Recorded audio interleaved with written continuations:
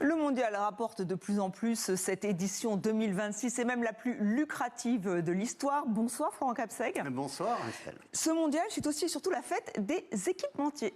Exactement. On va parler des deux gros poids lourds, Nike et Adidas. Tenez, on a sorti le gros dispositif pour ne pas faire de jaloux. Pour ce mondial 2026, Nike a conçu les tenues de 12 équipes, dont deux gros candidats au titre. Vous les voyez, la France et le Brésil.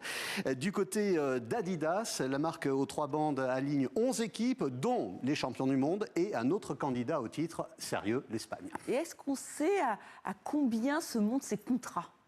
Eh bien, les marques ne communiquent pas trop là-dessus. On est dans le secret des affaires. On a tout de même un chiffre. Nike a réalisé un gros coup dernièrement. Ils ont obtenu le contrat avec l'Allemagne, historiquement lié à Adidas. Eh bien, la Mannschaft portera donc du Nike à partir de 2027 et ça a coûté à la marque américaine 100 millions d'euros.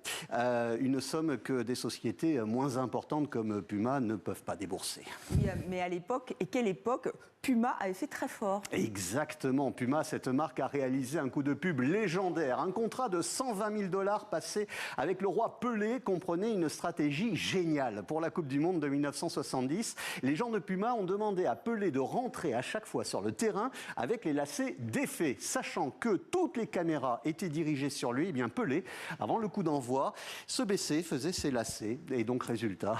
Gros plan sur les chaussures. Exactement. Très malin. Mais une autre marque a réalisé un joli coup dans ce mondial 2026. Exactement. Honnêtement, vous êtes fabricant de maillots de foot. Ce qui vous intéresse, c'est d'en vendre, donc que le maillot se voit. Donc allez-vous investir sur le Cabo Verde, autrement dit le Cap-Vert? Ben non.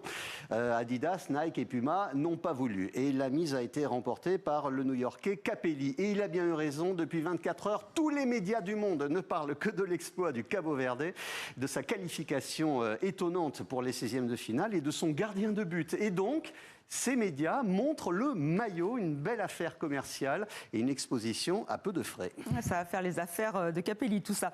Alors, une marque a aussi réussi à détourner l'hyperpuissance de la FIFA. Et là, c'est fort. Là, c'est très fort et c'est très drôle également. Il faut savoir que seules les marques qui ont signé un contrat avec la FIFA ont le droit d'apparaître dans les stades de ce mondial. Problème, voici le stade de San Francisco qui accueille les rencontres du mondial, mais qui porte le nom d'une célèbre marque locale de jeans, le Levi's Stadium. Levi's n'a pas signé de contrat avec la FIFA, donc ce logo rouge n'a rien à faire dans toute la durée de la compétition. Donc une bâche recouvre à présent le logo Levi's. Les lettres sont cachées, mais on reconnaît encore la forme de ce logo, connu dans le monde entier.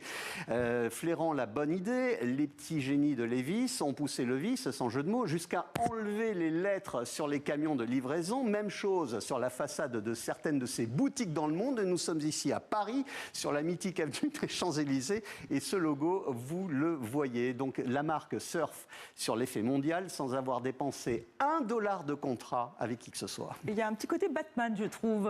Un peu, Batman oui. blanc. Merci beaucoup, Florent.